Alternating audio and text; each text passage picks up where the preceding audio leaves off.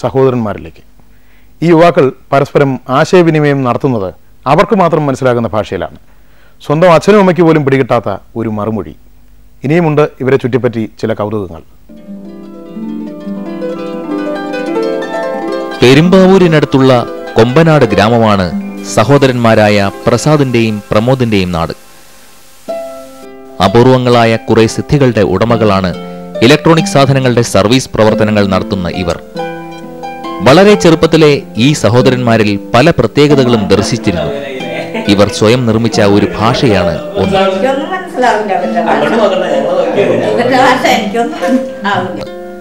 വീട്ടിൽ സന്ദർശകർ എത്തുമ്പോൾ അച്ഛനമ്മമാരിൽ നിന്നും ചില രഹസ്യങ്ങൾ മറച്ചു വെക്കേണ്ടി വരുമ്പോൾ ഒക്കെ അവർക്ക് മാത്രം മനസ്സിലാകുന്ന ഒരു മറുഭാഷയിൽ ഇവർ മൊഴിഞ്ഞു. ഈ പരീക്ഷണത്തിലൂടെ മൗലികമായ ഒരു മൊഴിക്ക് ഇവർ ജന്മം കൊടുത്തു. അപ്പം എങ്ങനെയായിരുന്നു അങ്ങനെ ഒരു ഭാഷ നിങ്ങൾ ഇപ്പം സംസാരിച്ച് വേഗതയിൽ സംസാരിക്കുന്ന ആ ഭാഷ എങ്ങനെ നിങ്ങൾ ഉണ്ടാക്കിയെടുത്ത അതിൻ്റെ സാഹചര്യം എന്ന് പറയാമോ? അത് ചെറുപ്പത്തിലേ ഞങ്ങൾ രണ്ടുപേരും കൂടി, ഇവൻ തീരെ ചെറുതായിരുന്നപ്പോൾ തന്നെ ഇങ്ങനെ പറയുന്ന കേട്ട് ജസ്റ്റ് ഞങ്ങൾ എന്തെങ്കിലും ഇതുപോലെ വീടുകളിലൊക്കെ വീട്ടിലൊക്കെ ചെറിയ എന്തെങ്കിലും പ്രശ്നങ്ങളുണ്ടെങ്കിൽ അതാരും കേൾക്കാതിരിക്കാൻ വേണ്ടി ഞങ്ങൾ തിരിച്ച് പറയാൻ വേണ്ടി ട്രൈ ചെയ്ത് നോക്കി. ഞാനിവനോട് പറഞ്ഞു അങ്ങനെ ഒന്ന് ട്രൈ ചെയ്ത് നോക്കുക, ഒരു പക്ഷെ നടക്കും എന്ന് പറഞ്ഞിട്ട് ഞാൻ ചെയ്തു. ഞങ്ങൾ പിന്നീട് ചെറിയ ചെറിയ കാര്യങ്ങൾ പോലും ഇങ്ങനെ പറഞ്ഞ് വേഗത കൂടി. പിന്നെ അത്യാവശ്യം പറയുന്ന ഞങ്ങൾ തമ്മിൽ മനസ്സിലാകാവുന്ന രീതി. എന്നാൽ നേരെ രണ്ട് വാക്കുകൾ തമ്മിൽ നേരെ തിരിച്ചിട്ടായിരിക്കാം. പക്ഷെ 3-4 വേർഡ്സ് ഉണ്ടെങ്കിൽ എൻ്റെ വേർഡ്സ് സെൻറ്ററിൽ നിന്നായിരിക്കും ചിലപ്പോൾ ഫസ്റ്റ്. പക്ഷെ അത് നേരെ ഓപ്പോസിറ്റ് അല്ല എങ്കിൽ കൂടി അങ്ങോട്ടും ഇങ്ങോട്ടും. പക്ഷെ ഞങ്ങൾക്ക് മാത്രമേ അത് മനസ്സിലാവുള്ളൂ. നേരെ തിരിച്ച് വാക്കുകൾ നേരെ തിരിച്ചിടുന്ന ഇതല്ല. അതിങ്ങനെ ചെറുപ്പത്തിൽ ചെറിയ ചെറിയ വാക്കുകളൊക്കെ പറഞ്ഞു ട്രൈ ചെയ്ത് തുടങ്ങിയിട്ട് പിന്നെ സ്പീഡായി. നിങ്ങളുടെ ഈ പ്രോഗ്രാം കവർ ചെയ്യാമെന്ന അമൃത ടിവിക്ക് നന്ദി. നിങ്ങളുടെ ഭാഷ എന്ന് പറയാമോ?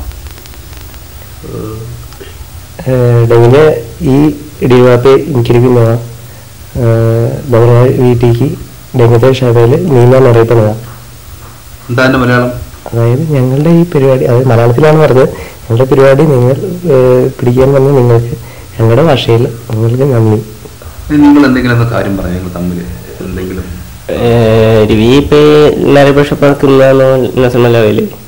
അല്ല രവീനെ അറിയപ്പോ അറിയാമല്ലോ, നമ്മളെന്ന് പറയുമ്പോ ഷവർക്ക് ഉണ്ടായി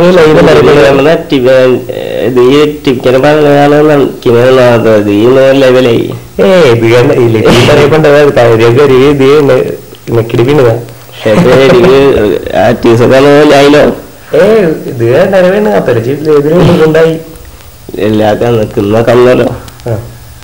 എന്താ പറഞ്ഞപ്പോ പറയുന്നത് എന്താന്ന് വെച്ച് കഴിഞ്ഞാല് ഇവര് ചിലപ്പോ ഇത് യഥാർത്ഥത്തിൽ ഇതില് കാസറ്റ് ഉണ്ടാവില്ല, ഒരു പക്ഷേ വെറുതെ പറയുന്നത്.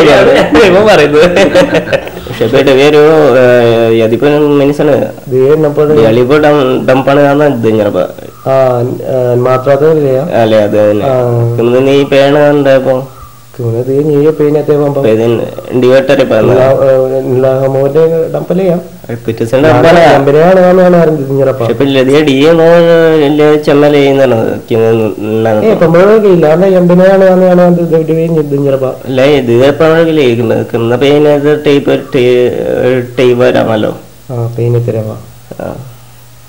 ഞങ്ങൾ പറഞ്ഞത് എന്താന്ന് വെച്ച് കഴിഞ്ഞാൽ സിനിമയ്ക്ക് പോകാമെന്നാണ് പറഞ്ഞത്. മോഹൻലാലിന്റെ ഒരു പുതിയ പടം എറണാകുളത്ത് റിലീസ് ചെയ്യുന്നുണ്ടല്ലോ, അതിനെ പറ്റിയാണ് പറഞ്ഞത്. തന്മാത്ര എന്ന പടം ഇറങ്ങിയിട്ടുണ്ട്. അപ്പൊ എല്ലാവരും പറയുന്നത് നല്ല അഭിനയമാണ്, അത് കുഴപ്പമില്ല, അപ്പൊ ഇത് കഴിഞ്ഞ് നമുക്ക് ഉടനെ തന്നെ പോവാം, പോയി ഇന്ന് തിരിച്ചു വരാം എന്നാണ് ഞങ്ങൾ പറഞ്ഞത്. പിന്നെ ഞാൻ പറയുന്നത് വെച്ച് കഴിഞ്ഞാൽ വേറെ വ്യത്യാസം ഉണ്ടാവും, ഞങ്ങൾക്ക് മനസ്സിലാവും.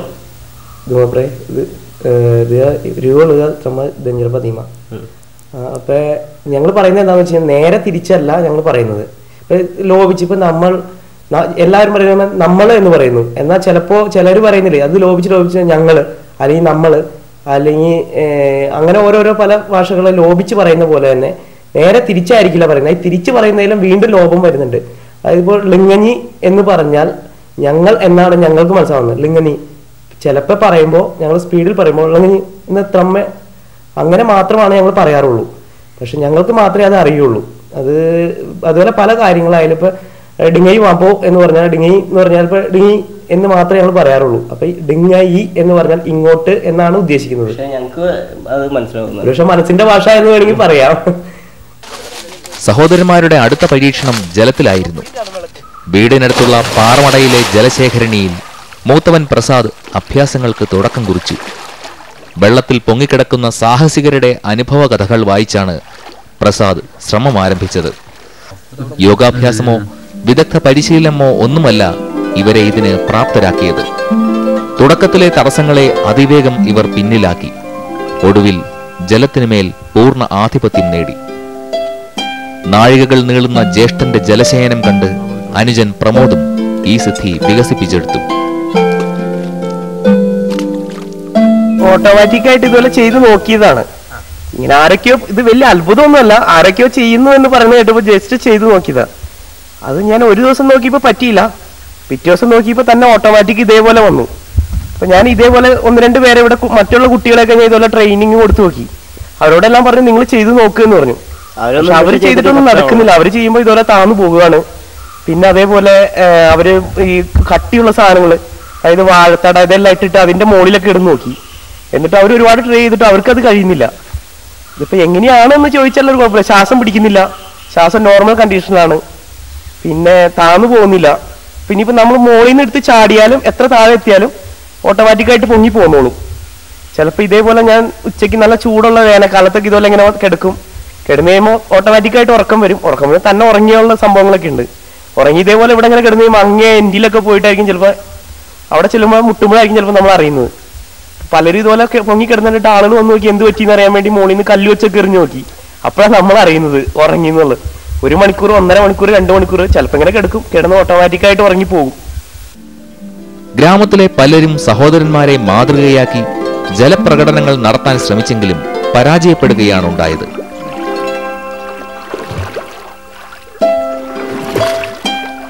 ചിലപ്പോഴൊക്കെ വെള്ളത്തിൽ പൊങ്ങിക്കിടന്ന് ഉറങ്ങിപ്പോകാറുണ്ട് പ്രസാദ്. അപ്പോൾ കരയ്ക്ക് നിന്ന് ആരെങ്കിലും കല്ലെടുത്തെറിഞ്ഞും ബഹളം വച്ചും പ്രസാദിനെ ഉണർത്തും. ഒരിക്കൽ കടലിന് മുകളിലും പ്രസാദ് തന്റെ സിദ്ധി പരീക്ഷിച്ചു. ആർത്തിരമ്പുന്ന തിരമാലകൾക്കും പ്രസാദിനെ കീഴ്പ്പെടുത്താനായില്ലത്രേ. ഞാനിങ്ങനെ കിടക്കുന്ന നോർമൽ കണ്ടീഷൻ ഞാൻ ഇവിടെ എവിടെയൊക്കെ കണ്ടിട്ടുണ്ട്, കേട്ടിട്ടുണ്ട്. ഇങ്ങനെ ചിലർ പൊങ്ങി കിടക്കാറുണ്ട്. ഇങ്ങനെ ഒരിക്കൽ ചെറായില് കടൽപ്പുറത്ത് പോയാണ്. കടൽപ്പുറത്ത് പോയപ്പോൾ ഞാൻ അങ്ങനെയാണ് പോയി തിരയുടെ കൂടെ അങ്ങ് നടുക്കയിലേക്ക് കുറെ പോയി.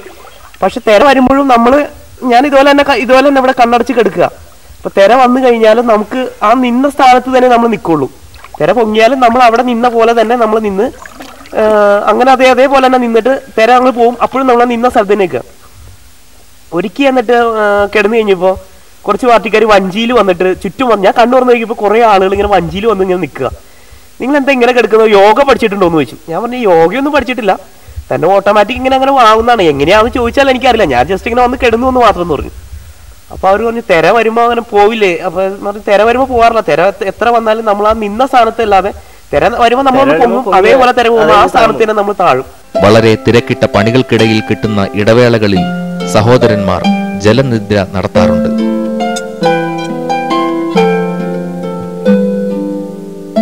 തങ്ങളുടെ തൊഴിലിൽ മിടുക്കന്മാരാണ് പ്രസാദും പ്രമോദും. TV, കമ്പ്യൂട്ടർ തുടങ്ങിയവ റിപ്പയർ ചെയ്യുന്നതിൽ പ്രസാദ് പ്രാവീണ്യം തെളിയിക്കുമ്പോൾ പ്രമോദ് പെരുമ്പാവൂരിലെ വീഡിയോ എഡിറ്റിംഗ് സ്റ്റുഡിയോകളിലെ തിരക്കുള്ള എഡിറ്ററാണ്. വീഡിയോ എഡിറ്റിംഗിലെ ഏറ്റവും ആധുനിക പുരോഗതികളെ പറ്റി വരെ പ്രമോദ് ബോധവാനാണ്. 10ാം ക്ലാസ് പിന്നിട്ടപ്പോൾ തന്നെ തങ്ങളുടെ തൊഴിൽ മേഖലകൾ ഇവർ തിരിച്ചറിഞ്ഞ് തെരഞ്ഞെടുക്കുകയായിരുന്നു.